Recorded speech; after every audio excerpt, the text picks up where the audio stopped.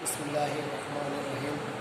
সুপ্রিয় শিক্ষার্থীবৃন্দ, আমি কাজী মাজারুল ইসলাম, প্রভাষক গণিত। আজ আমি তোমাদের পড়াবো দ্বাদশ শ্রেণীর উচ্চতর গণিত দ্বিতীয় পত্রের ষষ্ঠ অধ্যায়। ষষ্ঠ অধ্যায়ের মধ্যে আছে কনিক্সের প্রথমেই জানবো কনিক্স কি বা কাকে বলবো। তাহলে আমরা সরাসরি এখন পরের ক্লাসে চলে যাই। একটি নির্দিষ্ট বিন্দু এবং একটি নির্দিষ্ট রেখা হতে যে সকল বিন্দুর দূরত্বের অনুপাত ধ্রুবক হয়, তাহলে এই চলমান বিন্দুর পথটিকে বলা হয় কনিক। অর্থাৎ তাহলে এই নির্দিষ্ট বিন্দুটিকে বলা হবে উপকেন্দ্র এবং নির্দিষ্ট রেখাটিকে বলা হবে নিয়ামক রেখা বা দ্বিকাক্ষ রেখা। তাহলে এই চলমান বিন্দুর যে কোনো একটা বিন্দু নেই পি, এই দৈর্ঘ্যটা নিয়ামক রেখা পর্যন্ত দৈর্ঘ্যকে যদি আমরা এই দৈর্ঘ্য দিয়ে ভাগ দেই তাহলে সব সময় হবে একটি ধ্রুবক। তাহলে এই চলমান বিন্দুর পথটিকে বলা হবে কনিক। এই ই এর মানের উপর নির্ভর করে কনিক্সটি হবে পরাবৃত্ত, উপবৃত্ত এবং অধিবৃত্ত। ই এর মান যদি 1 হয় তাহলে চিত্রটি হবে পরাবৃত্ত। যদি ই এর মান 0 থেকে 1-এর মধ্যে হয় তাহলে চিত্রটি হবে উপবৃত্ত। যদি ই এর মান 1-এর চেয়ে বড় হয় তাহলে চিত্রটি হবে অধিবৃত্ত। আমরা এখন উপবৃত্ত নিয়ে আলোচনা করি। উপবৃত্ত নিয়ে আমরা এখন আলোচনা করব। উপবৃত্ত ইংরেজিতে বলে ইলিপস। ইলিপস অর্থই হলো ডিম্বাকৃতির চিত্র। ইলিপস আমরা আঁকলাম একটা উপবৃত্ত। উপবৃত্তের এটা হলো উপকেন্দ্র, এটা হলো নিয়ামক রেখা বা দ্বিকাক্ষ। নিলাম উপবৃত্তের পর যে কোনো একটা বিন্দু পি। যা হোক, আমরা জানি উপবৃত্তের সমীকরণ x²/a² + y²/b² = 1। তাহলে এ কি এবং বি কি? উপবৃত্তের বৃহৎ অক্ষ হলো এতটুকু, বৃহৎ অক্ষের দৈর্ঘ্য 2a, এতটুকু হলো ক্ষুদ্র অক্ষের দৈর্ঘ্য, এটা হলো 2b। তাহলে এতটুকু যদি এ হয়, 2a হয়, তাহলে এতটুকু হবে এ। তাহলে আমরা বলতে পারি এ হলো বৃহৎ অক্ষের অর্ধ পরিমাণ দৈর্ঘ্য। তাহলে বি কি? বৃহৎ অক্ষের দৈর্ঘ্য 2b, অর্ধেকটা দৈর্ঘ্য হলো বি। তাহলে আমরা বলতে পারি বি হলো ক্ষুদ্র অক্ষের অর্ধ পরিমাণ দৈর্ঘ্য। যদি এ গ্রেটার বি হয়, এর বড় হয়, লম্বা হয় বেশি, তাহলে আমরা সূত্র লিখতে পারি। এটা হলো কেন্দ্র, কেন্দ্রের স্থানাঙ্ক 0, 0, উপকেন্দ্র 2টা, এই জন্য আমরা লিখব উপকেন্দ্রের স্থানাঙ্ক +- এ ই, 0। এটা x অক্ষের উপর y স্থানাঙ্ক 0 হয়। তাহলে উপকেন্দ্রের স্থানাঙ্ক +- এ ই, 0। উপকেন্দ্রিক লম্বের দৈর্ঘ্য 2b²/a। উপকেন্দ্রিক লম্বের সমীকরণ x = +- এ ই। এটা হলো নিয়ামক রেখা বা দ্বিকাক্ষ রেখা। অক্ষরেখা এবং নিয়ামক রেখার ছেদবিন্দুর স্থানাঙ্ক হলো 2টা আছে, +- a/e, 0। এই জন্য নিয়ামক রেখা বা দ্বিকাক্ষের সমীকরণ x = +- a/e। তাহলে আর উপকেন্দ্রিক লম্বের সমীকরণ x = +- a/e। উৎকেন্দ্রিকতা ই হলে আমরা জানি কি উৎকেন্দ্রিকতা ই হলে e² = a² - b²/a²। বৃহৎ অক্ষের সমীকরণ এখানে কি নাই? y নাই, y = 0। ক্ষুদ্র অক্ষের সমীকরণ x = 0। উপকেন্দ্র দুইটির মধ্যকার দূরত্ব এখান থেকে হলো এ ই, এখান থেকে হলো এ ই, অর্থাৎ 2a/e। উপকেন্দ্র দুইটির মধ্যকার দূরত্ব 2a/e। আবার উপকেন্দ্র এবং অনুরূপ নিয়ামক রেখার মধ্যকার দূরত্ব এখান থেকে হলো a/e, আর এ ই বাদ দিলে থাকবে a/e - a/e। তাহলে আমরা তো জেনে নিলাম, যদি b > a হয়, বি বড় হয়, তাহলে চিত্রটি ডিম্বাকৃতির চিত্রটি এভাবে লম্বা হয়ে যাবে ওয়াই অক্ষ বরাবর। তখন উপকেন্দ্রের স্থানাঙ্ক হবে ওয়াই অক্ষ কোনো বিন্দুর স্থানাঙ্ক এক স্থানাঙ্ক 0 প্লাস মাইনাসে বিই, অর্থাৎ এখানে এ এর স্থলে সব বি হয়ে যাবে। উপকেন্দ্রিক লম্বের দৈর্ঘ্য 2a² বি।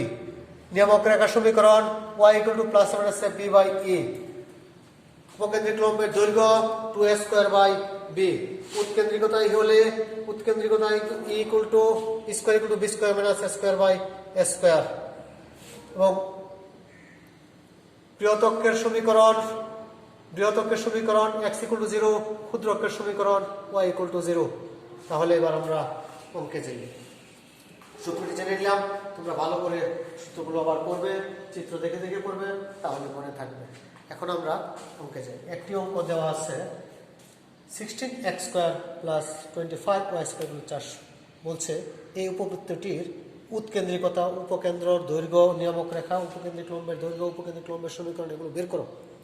তাহলে এবার আমরা এই উপবৃত্তের সমীকরণটিকে উপবৃত্তের আকারে নিয়ে যাব। উপবৃত্তের আকারটা কেমন? x² by a² plus y² by b² = 1, ডান পাশে 1। তাহলে আমরা যদি 400 দিয়ে ভাগ করি তাহলে ডান পাশে 1 হয়। 400 দিয়ে ভাগ করলাম, তাহলে 16x² by 400 plus 25y² by 400 = 400 দিয়ে ভাগ করলে হয় 1। কারণ এটা কাটাকাটি করলে হয় x² বাই 25 প্লাস এটা কাটাকাটি করলে হয় y² বাই 16 = 1। এটা হলো a², অর্থাৎ a² = 25, a = 5 এবং b² = 16, b = 4। এখানে a > b। তাহলে আমরা এই সূত্রটি প্রয়োগ করব। a > b হলে যে সূত্রটি, এই সূত্রটি প্রয়োগ করব। উৎকেন্দ্রিকতা ই হলে স্কয়ার হলো a² - b² বাই a²। মান বসিয়ে দিলাম। তাহলে ই বর্গমূল হবে, উৎকেন্দ্রিকতা হবে ই। তাহলে আমরা ই বের করব বর্গমূল 3/5। এখানে প্লাস মাইনাস হবে না, কারণ ই এর মান হবে 0 থেকে 1 এর মধ্যে। মাইনাসের মানগুলো গ্রহণযোগ্য না। তাহলে উপবৃত্ত হইতে হলে ই এর মান হবে 0 থেকে 1 এর মধ্যে এবং মাইনাসের মানটা গ্রহণযোগ্য হবে না। প্লাস মাইনাস হলে মাইনাসটা গ্রহণযোগ্য হবে না। অতএব উৎকেন্দ্রিকতা 3/5। উপকেন্দ্র দ্বয়ের স্থানাঙ্ক, অর্থাৎ উপকেন্দ্র হলো এইটা আর এটা, প্লাস মাইনাসে a e, 0। তাহলে প্লাস মাইনাসে a e, 0 সমান a এর মান বসাবো, e এর মান বসাবো। a এর মান কত? 5, e এর মান 3/5, 0 বসালাম, কাটাকাটি করলাম, হলো এত। উপকেন্দ্রিক লম্বের সমীকরণ x = প্লাস মাইনাসে a e, এর মান বসালাম, e এর মান বসালাম, তো x = প্লাস মাইনাসে 3। তারপর আসলো উপকেন্দ্রিক লম্বের দৈর্ঘ্য বের করতে বলা হয়েছে। তাহলে উপকেন্দ্রিক লম্বের দৈর্ঘ্য সমান 2b² বাই a। এখানে আমরা b² মান বসাবো, a এর মান বসাবো। তাহলে এটা হলো উপকেন্দ্রিক লম্বের দৈর্ঘ্য 32/5। তারপর নিয়ামক রেখার সমীকরণ, অর্থাৎ দ্বিঘাতের সমীকরণ x = প্লাস মাইনাসে a বাই e আমরা করলাম, সমান a বাই a এর মান এবং e এর মান বসালাম, হলো x = প্লাস মাইনাসে 25/3। এবং বলা হয়েছে বৃহৎকের দৈর্ঘ্য বের করতে। বৃহৎকের দৈর্ঘ্য সমান 2a, এর মান বসালাম 10 একক। ক্ষুদ্রকের দৈর্ঘ্য 2b, 2 × 4, b এর মান 4 সমান 8। তাহলে আমরা বের করলাম যা যা বলা হলো: উৎকেন্দ্রিকতা, উপকেন্দ্রিক লম্বের সমীকরণ, উপকেন্দ্রিক লম্বের দৈর্ঘ্য, নিয়ামক রেখার সমীকরণ, বৃহৎকের দৈর্ঘ্য, ক্ষুদ্রকের দৈর্ঘ্য, আমরা এগুলো বের করতে বলা হয়েছিল, আমরা বের করলাম। তাহলে আমরা একটি অঙ্ক করলাম। এবার আমরা আরেকটি অঙ্ক করব, যে অঙ্কের মধ্যে দেওয়া আছে নিয়ামক রেখার সমীকরণ 2x + y = 3। এটা প্রশ্নে দেওয়া আছে। উপকেন্দ্র 2, 1 দেওয়া আছে এবং উৎকেন্দ্রিকতা দেওয়া আছে 1/√3। উৎকেন্দ্রিকতা দেওয়া আছে 1/√3। বলছে উপবৃত্তের সমীকরণটা বের করব। তাহলে আমরা প্রথমেই উপবৃত্তের উপর যে কোনো একটা বিন্দু pxy নিব এবং ধরে নিব উপকেন্দ্রটা s এবং নিয়ামক রেখা উপর pm লম্ব।